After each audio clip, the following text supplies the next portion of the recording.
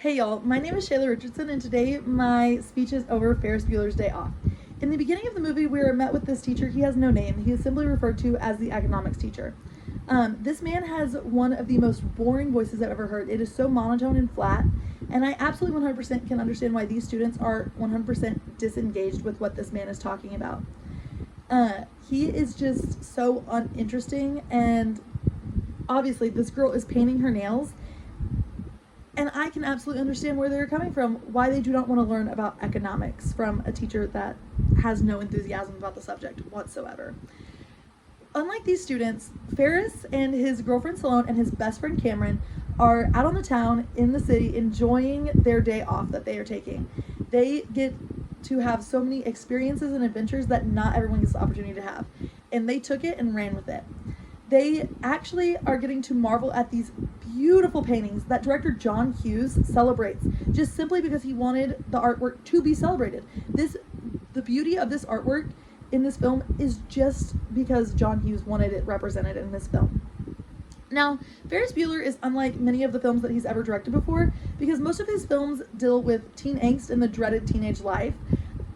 Most of those being, a few of those being the Molly Ringwald trilogy, which would be Pretty in Pink, 16 Candles, and The Breakfast Club.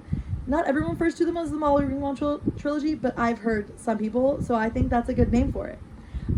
According to an article by Screen Education, Hughes with Ferris Bueller wanted to make a film opposite of the normal storyline that he usually goes for, which is teen angst or teens that are struggling to deal with becoming an adult. While Ferris Bueller still deals with some angst, instead of it being the main focal point of the movie is about having fun and letting loose before these kids have to go off to college and into the real world.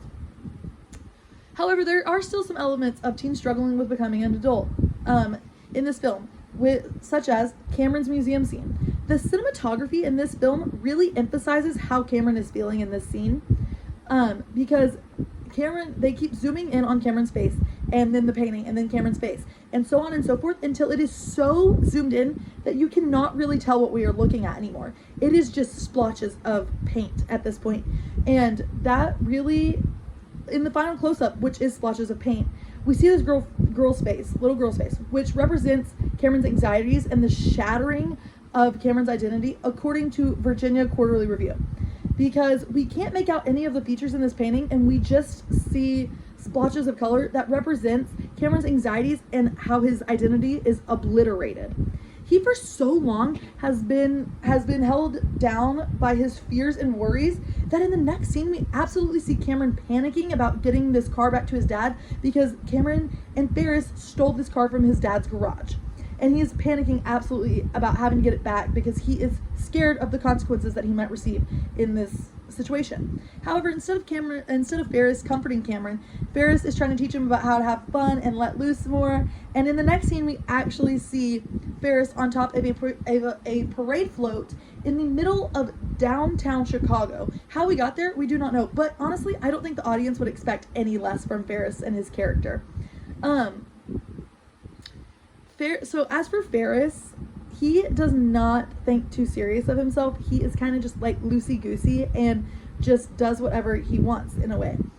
While Jeannie, who is his sister, who is actually not a part of this adventure, she's trying to actively get Ferris caught. But so Jeannie and Cameron cannot have fun because they are so terrified of the consequences for having fun. They are trying to be the perfect child, the perfect image, and are trying not to break any rules and make all of the good grades just to impress their parents. And that is why Ferris is trying to teach them how to have fun and keep them, and Mr. Rooney also is trying to keep them from doing that. Now, Mr. Rooney and Jeannie ultimately have the same agenda, is to get Ferris caught, but they are doing it for two completely different reasons.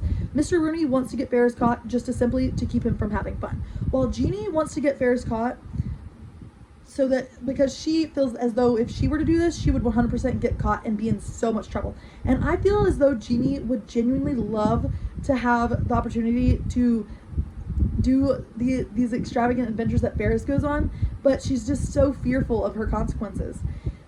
And so ultimately that is why Jeannie in the end helps Ferris not get caught, because although Jeannie and Mr. Rooney want the same result, they want it for two different reasons, and Jeannie just can't stand for Mr. Rooney's decision because she also wants to have fun. Throughout the film, we do actually see Jeannie loosen up a little bit, and she starts talking to this guy when she has to go down to the police station to ironically report Mr. Rooney for breaking into her house. This man's name is Garth, and her mother does not approve of him, for good reason too, because he's just done some things, and he's honestly not the most upstanding human being. Anyways, so Jeannie lets loose a little bit by honestly owning her mother's disapproval.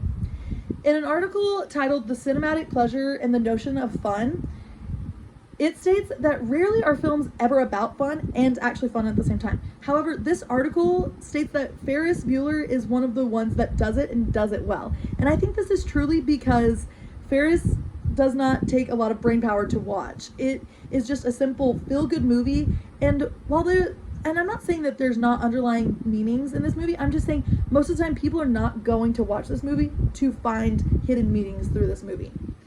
And it ultimately is about having fun and escaping from life and reality for a little bit while just making you have some good memories.